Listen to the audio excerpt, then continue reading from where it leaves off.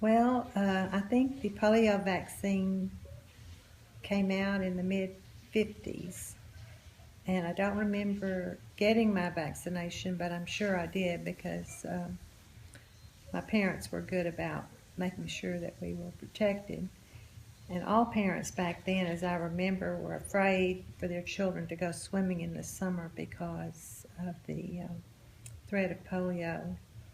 And I do remember vaguely when your grandfather and I were in school in Fayetteville, getting the oral vaccine, which we think was a booster. The vaccine was placed on a sugar cube, and we just ate it. No one in my family or any classmates that I had that I remember ever were affected by polio, thank goodness. But my mom had a friend who was diagnosed as a young adult with polio, and she had paralysis. And Betty spent a good amount of time in an iron lung.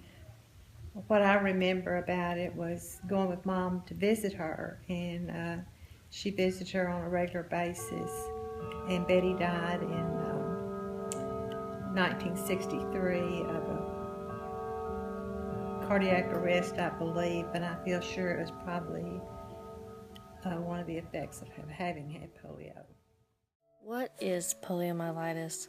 Polio is a viral disease that has 3 different types, each type also having multiple strands. The virus enters through the mouth and multiplies in the throat and gastrointestinal tract, and then moves into the bloodstream. Once in the bloodstream, it is carried to the central nervous system where it replicates and destroys the motor neuron cells. These cells control the muscles for swallowing, circulation, respiration, and movement of the trunk, arms, and legs. The destruction of these cells can lead to paralysis. Out of the population, children were the most susceptible to paralytic poliomyelitis, also known as infantile paralysis.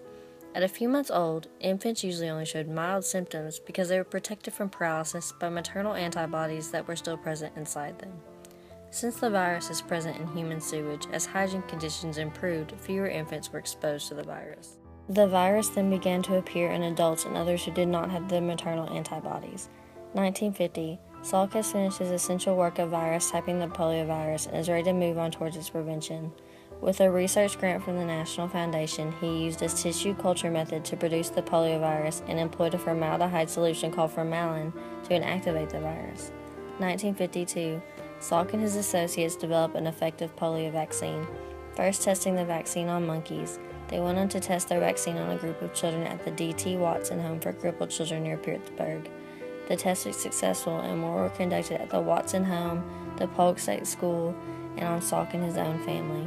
Salk felt that his vaccine could be used to combat polio, and it was announced at a meeting in Hershey, Pennsylvania in 1953. A nationwide field trial was suggested, and after gaining the nation's approval, the trial started on April 26, 1954. The children who participated in these early trials were awarded pins designating them as polio pioneers. In September of 1954, Salk traveled to Rome for the 3rd International Poliomyelitis Conference, where he and his supporters were attacked from proponents of live virus polio vaccines, mostly by Albert Sabin, whose live oral vaccine had been previously tested overseas in the Soviet Union. Later on, Sabin's vaccine would become the widely used vaccine due to it being cheaper, even though it has a slight chance of causing polio accidentally. Though Salk is credited with inventing the polio vaccine, many argue that anyone could have accomplished this feat, being that the information needed to make the vaccine, kill the virus, and make it safe in other research was already available. But through the experiences gathered throughout the years, Salk was able to advance immunology enough to develop an immunizing agent against poliomyelitis. Both Sabin and Salk are credited with wiping out the polio pandemic. Working at Pittsburgh University's Virus Research Laboratory, the 40-year-old Dr. Salk labored 3 years, often 16 hours a day, 6 days a week, to painstakingly perfect the vaccine before its mass testing. The single child who completed the Salk vaccinations died of paralytic polio. Already in full-scale manufacture, laboratories have turned out enough of the precious serum for 30 million and possibly even more children this year. 9 million students are being vaccinated with serum made available by the National Foundation for Infantile Paralysis, which financed Dr. Salk's research. Though some of the youngsters are apprehensive, they learn when their turn comes that the vaccination hardly hurts at all. Jonas Salk, the father of the poliovirus vaccine, helps in the eradication of the polio epidemic within the United States. Born to Jewish immigrants on October 28, 1914 in New York City, he grew up with two younger brothers in the Bronx. A very bright young boy, he attended Townsend Harris High School, a school for the intellectually gifted, starting at the age of 13. For his college years, Salk enrolled in the City College of New York at the age of 15, where he would earn a degree in chemistry. After this, he enrolled in NYU to study medicine, but later found out he had an interest in bacteriology. 1941. Salk's postgraduate work in virology led him to work in a laboratory of Dr. Thomas Francis at the University of Michigan. When he graduated from medical school, he had a residency at Mount Sinai Hospital, where he would work again with Dr. Francis. After this, he applied for many permanent research positions, but could not have many of these jobs because of their Jewish quotas already being filled. He couldn't apply at Mount Sinai because they had a policy of not hiring their own interns. With nowhere else to go, he contacted Dr. Francis to help him. Dr. Francis secured extra grant money and was able to give Salk a job.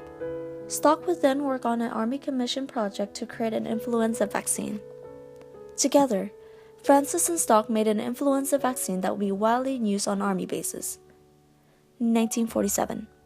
Salk was on a mission to find a lab of his own. After being turned down by several institutions, William McElroy, Dean of the University of Pittsburgh of Medicine, sent Salk an offer that would let him run his own lab.